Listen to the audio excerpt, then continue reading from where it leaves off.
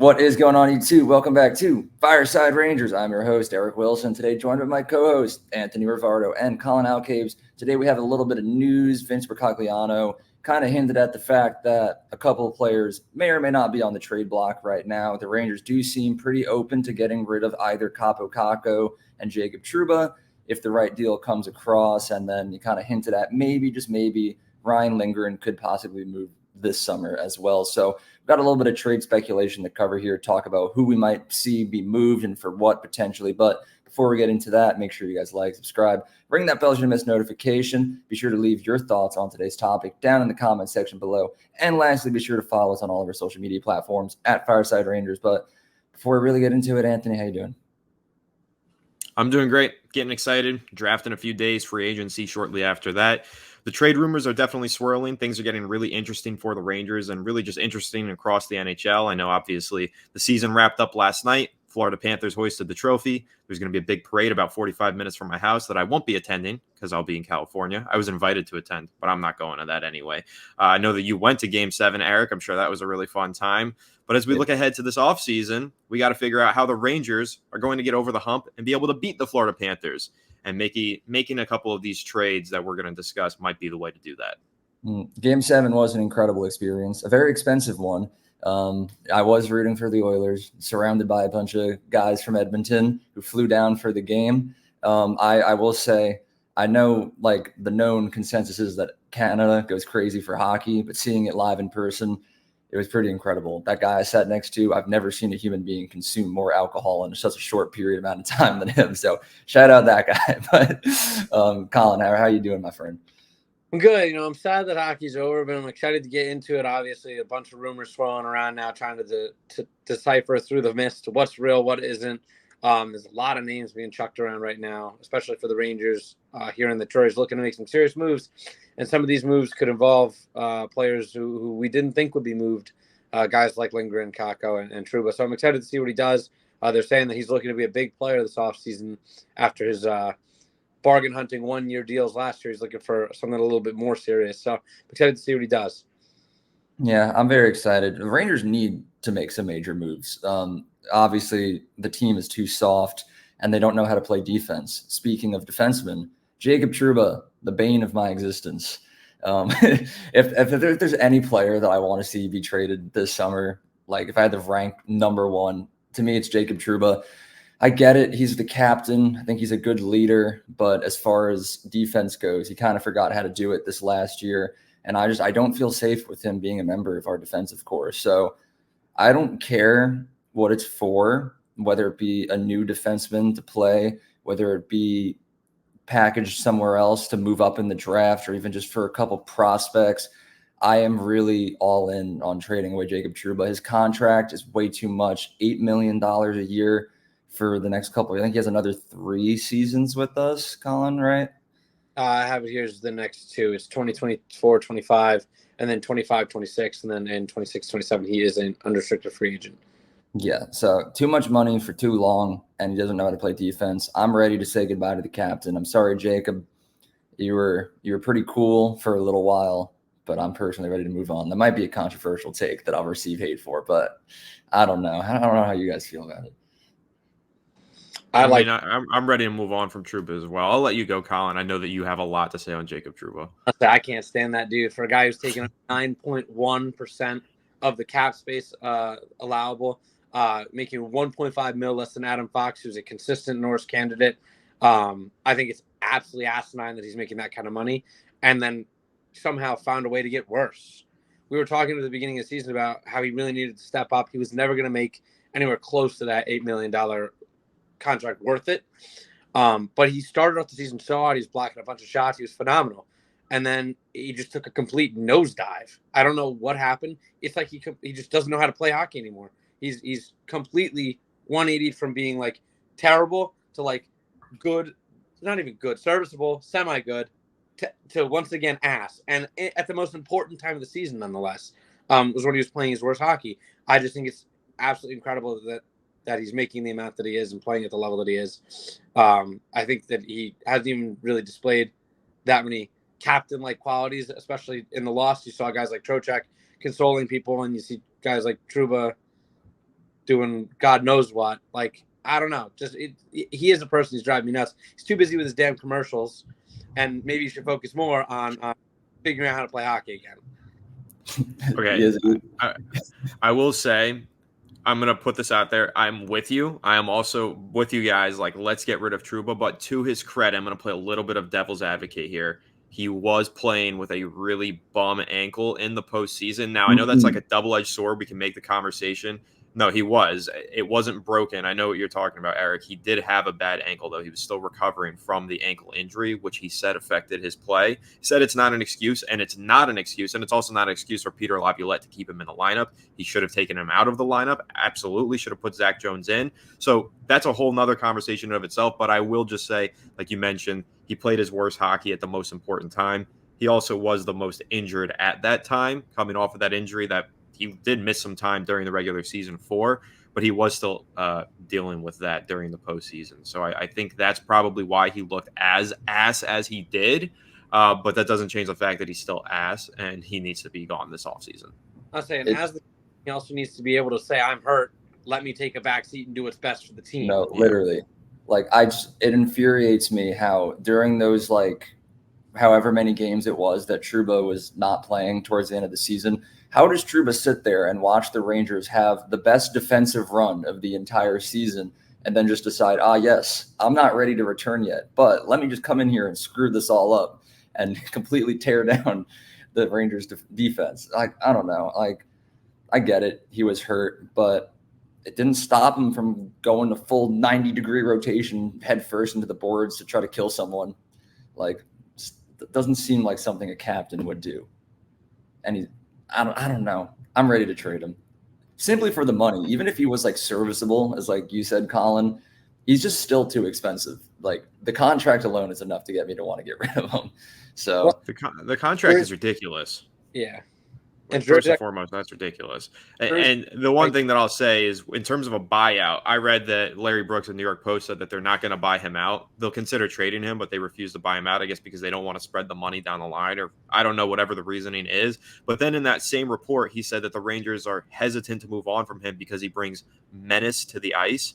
And I'm like, yeah, okay, maybe he brings some menace to the ice, to our ice. He's a menace to us. He's a menace to our society. He ruins our defense. Like, I thought that was so backwards logic from, I guess, the Rangers, since Larry Brooks is pretty tapped in, New York Post reporter. He was speaking on behalf of the Rangers in a sense, but saying that they're keeping him because he brings menace, I think they're looking at the wrong kind of menace. He is a menace to our own society. If they want a menace, just put Rempe in the lineup. He's a lot cheaper. I say Jacob Trouba is a self-inflicted wound. That's all he is. Every second that he's out there, you're hurting yourself. And to say that to wait for the right deal, I'd give this guy away for a half-eaten bag of potato chips at this point, and I'd retain half the salary too. Like, obviously, a buyout doesn't make sense. I know I've mentioned it personally in other episodes and things like that, just as more of a pipe dream. But you are just kicking the can down the road. He is making a lot of money now, but instead of making a lot of money now, you spend it over a longer period of time. Obviously, we're looking to get rid of that contract as soon as possible. And even if we have to retain a little bit of it just to move a majority of it, I'd do that. I got no problem retaining 25% of his deal to get him off the team. 50 would be a lot. But, depending on the return, I'd be interested in doing that too. Because getting $4 million back is a lot. That's a lot. So, that's a whole other defenseman. That's just more money to go around. I mean, looking at guys who are making under that, Lafreniere currently, Filipino makes right around that. Vincent Trocheck makes just over that, just over $4 million. He makes 5.65. You can get another guy who's like a bargain Vincent Trocheck at $4 million. I mean, hell yeah, I'm doing that all day over Jacob Trouba's dusty ass. Like, he's terrible. I want to jump in and say, I didn't even remember that, but the fact that we're paying Trocheck that little is astounding. We have him for like another 5 seasons at 5.625. You said. Yeah. That's like one of the best contracts on this team right now. Right now, he is also 30, so that could turn out to be bad down the line. But right now, it's phenomenal. Right now, it's fine.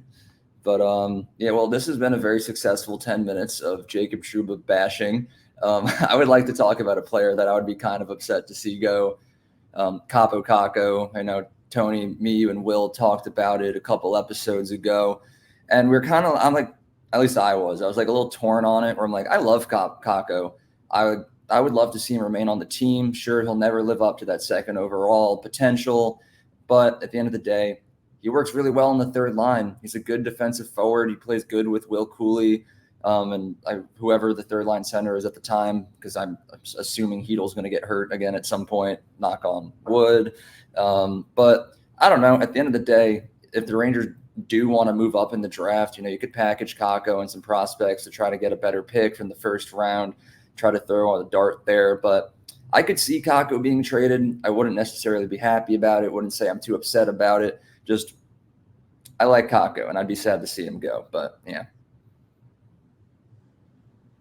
Tony, you want to take this one? I wouldn't be too upset to see Capo Kakko go. I think what I want to kind of like touch on, though, with the Capo Kakko discussion is I find it really interesting that all of the rumors surrounding him are linked to the draft. It's about the Rangers using him as a bargaining chip to trade up in the draft order. And I think that's interesting. Eric, I know that you did a little bit of research this morning and we're talking with me over text about some of the prospects that maybe they could be trading up to get, some guys who make sense for the Rangers.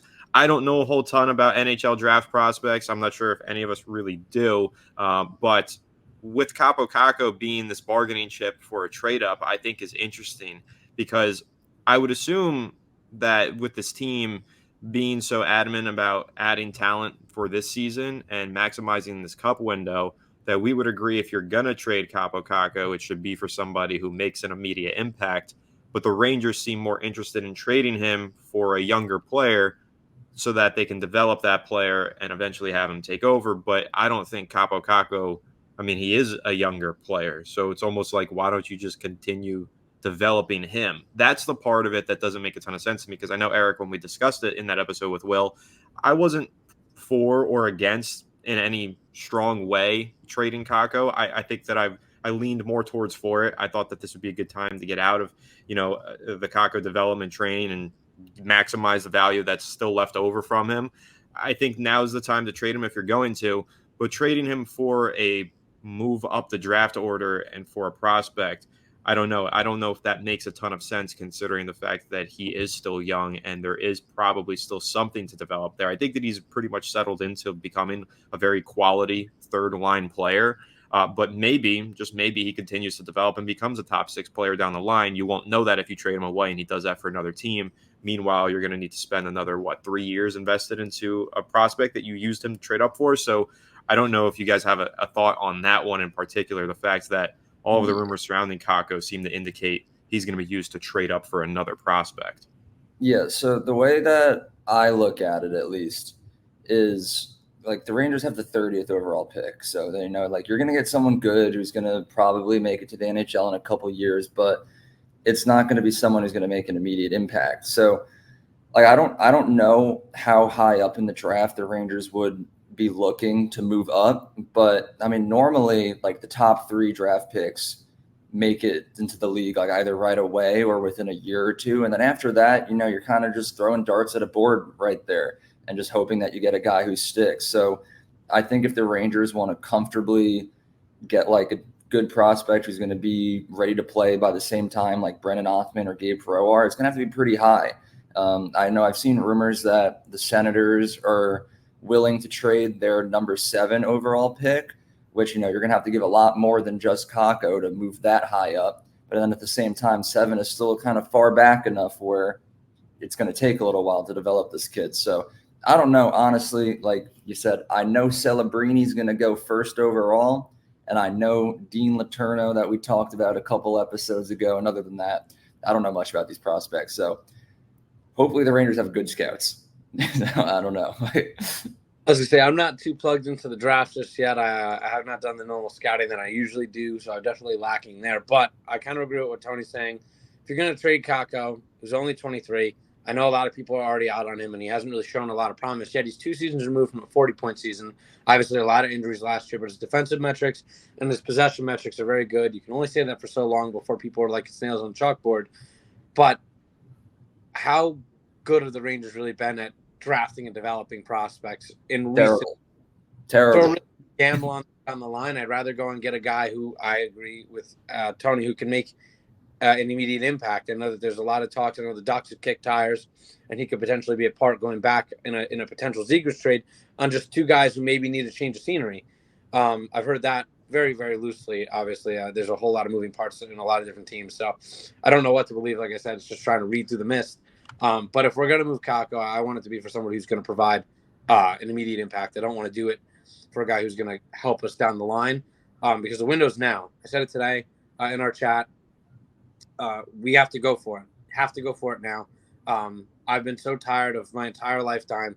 It's just been a series of mediocre teams who can get decently far. They always make the playoffs, and they get just a pick that's just good enough to not really matter, and then they trade it away anyway. So, like, either go all in and trade for somebody right now who's going to help you, or stick with this guy who you're going to end up developing anyway, as opposed to trying to develop somebody down the line.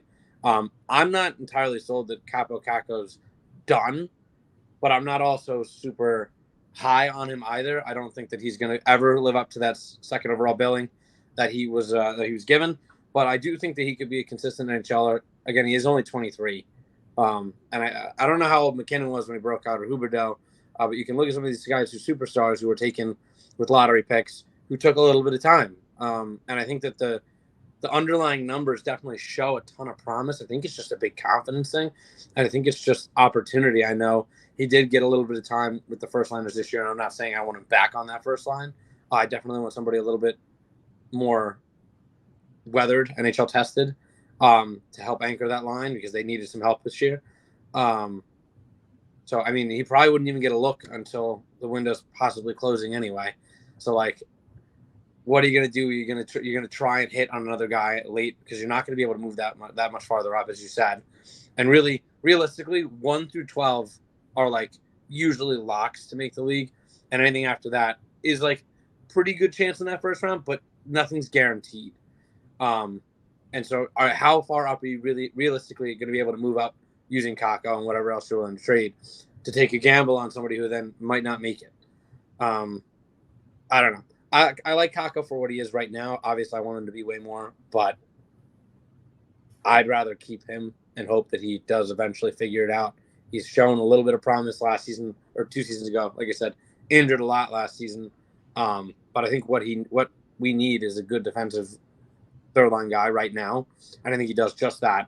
And then eventually he'll be able to move up into the ranks once we start moving some of these bigger contracts, or once guys start retiring and things like that. It kind of just dawned on me. You're saying last season, but like because it just ended. I'm like, it makes me sad now. Does also make me very sad. Because at first I was thinking back, I was like 2 seasons ago, like when was Kakko injured? I was like, he was injured this season. but yeah, I don't know. Like, I think we're kind of all in agreement there. Like, if Kakko gets moved, sure. If he doesn't, sure. Like, I know, like last episode when we talked about it, we were like a little 50-50 on it. Like, none of us had any strong takes in any one direction, which I'm like, doesn't make for great content. But it's one of those weird situations where there's pros to both, not really any cons to either. But the last player who Vince Mercogliano told us may or may not be on the trade block right now is Ryan Lindgren. Now, of all the players we're talking about today, this will be the first one that I'll say I don't want to see him traded be traded at all. If it happens, I'll be very upset. I think he's one of our better defensemen. Adam Fox, obviously number one. Lindgren, I think, is an easy number 2 for me. He's a restricted free agent, so the Rangers have every chance in the world to get a deal done and sign him. The only reason I would see it not happening is if he doesn't want to remain on the Rangers. And then they trade his rights somewhere. But I don't know. I like Lindgren. No problems with them. You can probably get him for pretty cheap. You can sign him long term for like somewhere between like $4 and $5 million, or $5 and $6 million, somewhere in that range. So if Drury trades him, I'll be very upset. And that's pretty much the bottom line of how I feel about it on that one.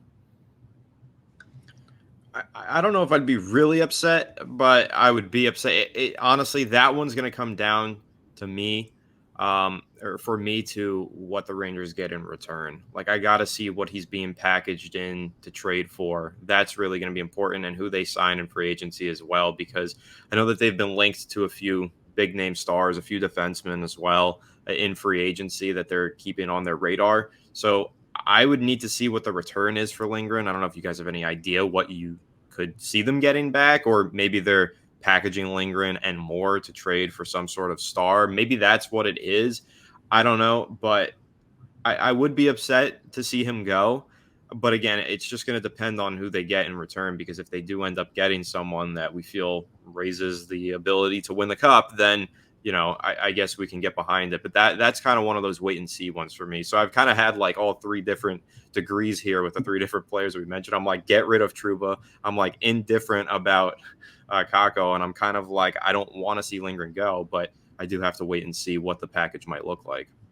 I mean, Colin, I'll let you share, but I just want to answer your question, Tony. If you're going to trade Lindgren, I think the only package that makes sense is if you get another defenseman in return. Because sure, if we trade away Jacob Trouba, we can just put Zach Jones in. Like, trade Trouba for scraps and then just throw Zach Jones in, and I don't care. But then you also get rid of Lindgren.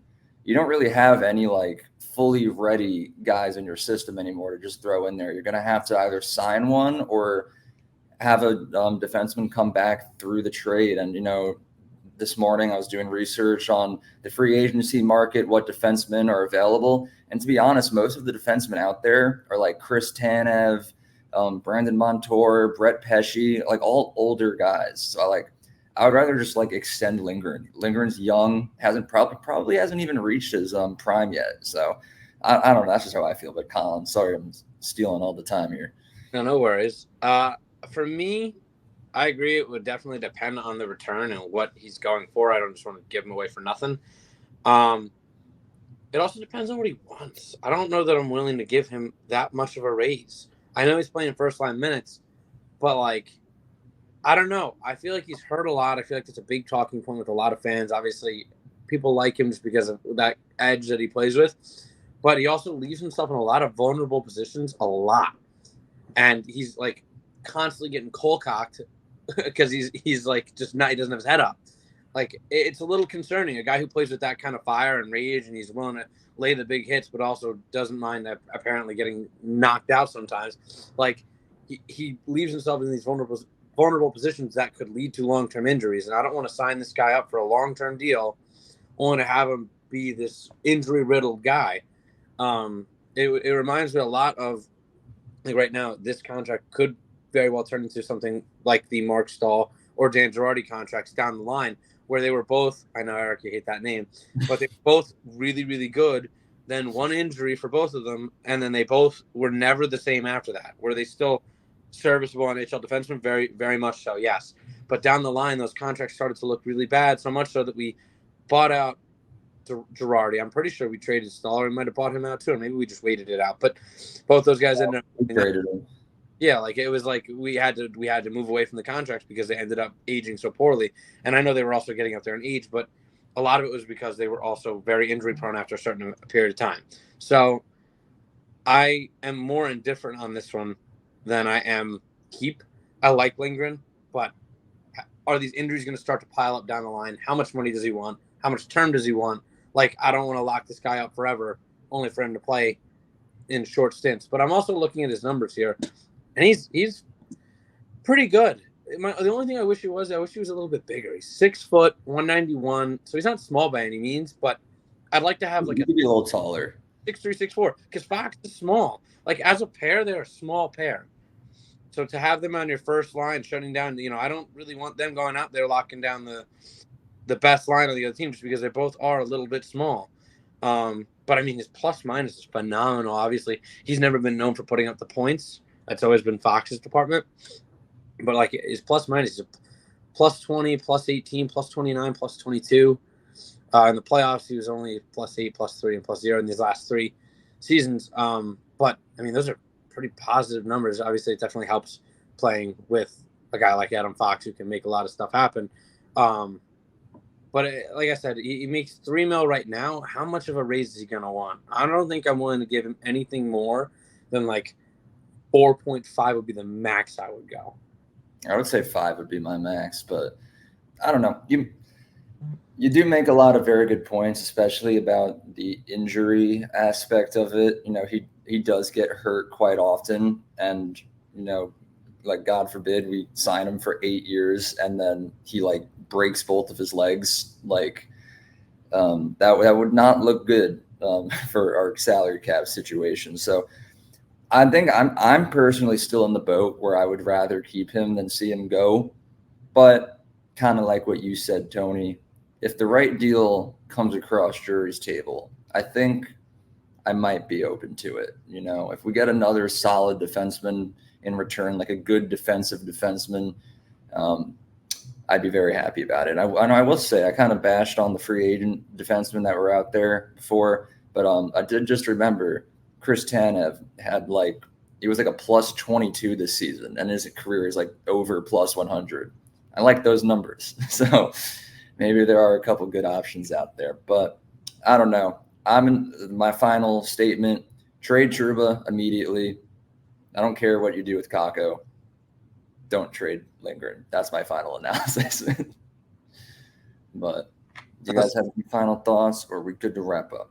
I'm definitely pro trade Trouba, and with the other two, it's just what are we getting back, and is it going to help us now? If it's going to help us down the line, screw it, keep them. If it's going to help us in the next year, yeah, do it. Depending on what it is, obviously. But I'm looking for immediate returns if we're going to get rid of these guys. I'm not looking for, a first round pick in 28. I want something now. Yeah. Or I don't Trouba for McDavid. The last thing that I want to bring up, I know that Colin has strong opinions about this one because I mentioned it in our group chat this morning. I think that the report, it's attached to this same report. It was in the same article about these three players being on the trade block. The following sentence was that Drury has made every prospect not named Gabe Perreault available for trade. I'm not about that. I don't agree with it. Colin, I know that you have a different take and you're all in on this cup window and you're fine sacrificing the prospect pool. I'm personally not. The best teams in sports at least keep some youth on their roster and develop it for the long run so that they can maintain their success. And I will say, if Brennan Othmann is included in one of these deals, I'm going to be upset. I think Brennan Othmann's great. I think he's got a lot of potential. And I don't think people talk about him enough as being an eventual first line player for this Rangers team. And I think that letting him go sooner than when he's ready to actually play in the NHL would be a big mistake for the Rangers. So I don't think that they should be making their entire prospect pool available for trade this offseason. It's like, even if you trade for this top superstar first line right winger, you're still not guaranteeing yourself a Stanley Cup. What happened when the Rangers traded for Tarasenko and Kane and Mott and really stacked up that roster? Every line was star-studded. They still didn't win the cup. What's that? Gallant happened. That's what Gallant happened. Gallant happened, sure. That's true. But still, there are factors that you can't plan for. And the only way that you can plan for them is to have talent waiting in the wings and to have young players developing. So trading away all of your young talent for right now, I get it. It might be exciting. And yeah, maybe it does pay off and we do win the cup. And then it's worth it. And then every point that I'm making is, invalid. But the likelihood of moving on from all of your young talent and then immediately winning the cup and then continuing to have success afterwards is slim. I want this team to be successful now and long term, and I think that there are ways that they can move around the salary cap. They can add talent for this season to try and win next year. They can do that without sacrificing their entire future, and so I just hope that they don't get too crazy this offseason. We've seen Drury get really crazy at deadlines and in the offseason. Hasn't worked out just yet. Maybe the more tame approach and just being a little bit more strategic and picking the 1 to 3 players that really will bolster the team. Maybe that's the approach. I am totally in favor of keeping young players around and developing them. I know development has been a problem for this Rangers team, but I think that maybe my end-all be-all point here is if Perreault is untouchable, I would also make Othmann untouchable. Then after those guys, sure, we can talk about it. I don't want to see Othmann traded this offseason. I don't want to see Othmann be traded either. And I got to give you credit, Tony. You made a lot of really, really good points there. But I've been a fan of this team for so long, and I hate losing. I don't care. I just like Will said in the group chat earlier, I just want to see the Rangers lift the cup at least one time in my lifetime, and I agree. So I'd be open to the idea of it. If the Rangers could get like a generational star in return, like throw him on the first line type of player, and you're gonna bring Mika Zibanejad back from like the depths of hell and make Chris Kreider score 50 goals again. If the Rangers like use Othman to like trade up in the drafts, I would probably drive over to Drury's office and strangle him, because like why? Like, why would you just go get a younger prospect when this guy's about to make the NHL? But I'm open to it. I don't even know what major stars are out there to be traded for right now, but that's the only way I would let it happen and be happy about it. But obviously I would prefer if we didn't trade Othman, but I don't know. I was going to say, I definitely hear what you're saying, but I also recall a time where we were talking about up-and-coming talent, names like Vitaly Kravtsov. He's supposed to be the next big thing. Russian phenom, steal the draft, doing all these crazy moves in the KHL. Elias Anderson, plays with a lot of heart. He won a silver medal and chucked it in the stands. He wants to win. He's a certified stud, getting picked 7th overall. Even you can go as recent as Philip Hedl, who was supposed to be one of the younger players taken in the draft, taken in the first round, supposed to be a dog. Would have been a top 5 pick, a lottery pick in the next year's draft had he waited. This team doesn't develop talent well. It's a stigma that surrounded us for a long time. And a lot of the guys that people can argue, Shesterkin, he was ready. He came over ready. Fox, again, came into the NHL ready. Everybody kind of knew what he was already. There was no development needed there. Lindgren, defenseman is a different story, actually. I do think we developed defensemen okay. And goalies. We're just really bad with forwards. Forwards, dude. We can't. The last good forward we developed was Chris Kreider. Maybe Matt Zuccarello, too. But Buchnevich, did we raise him? Yeah, he actually did turn it around down the line. But Alexis Lafreniere on his way.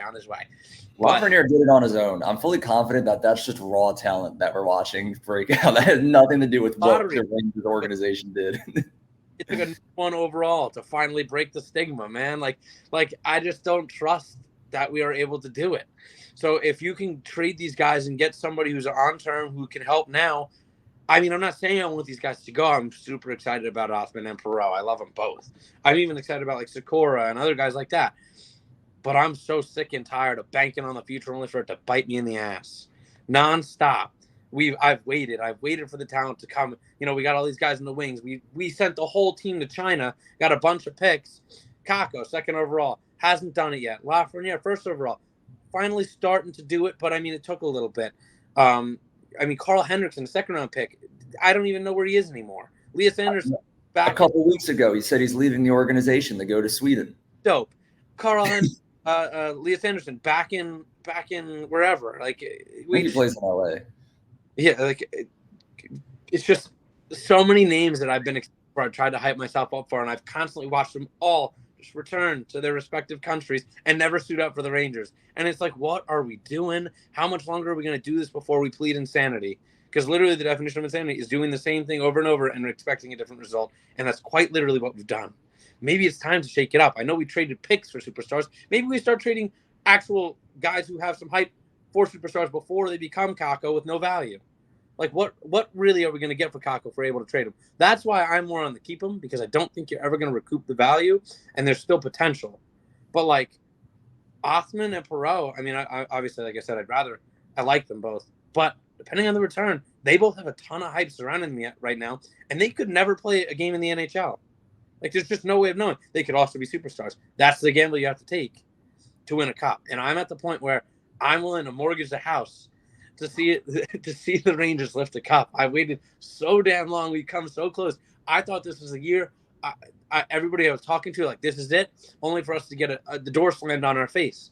I don't know. Right now, today especially, I've been manic about it. I'm just so tired of watching the same thing happen over and over and continuing to put this team, their jerseys, and buy the merch and buying all this crap and spend the money on the tickets and really just believe and put my whole fiber into what they do, only for them to just constantly disappoint me.